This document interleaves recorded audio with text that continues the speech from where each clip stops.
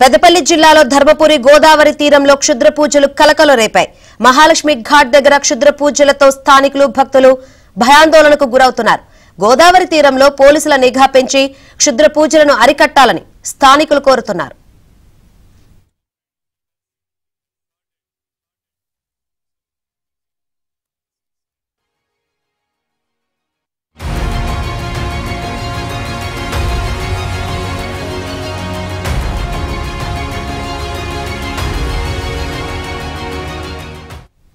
పెద్దపల్లి జిల్లాలో ధర్మపురి గోదావరి తీరంలో క్షుద్ర పూజలు కలకలం రేపాయి.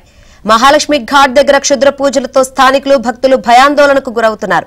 గోదావరి తీరంలో పోలీసుల నిఘా పెంచి క్షుద్ర పూజలను అరికట్టాలని స్థానికులు కోరుతున్నారు.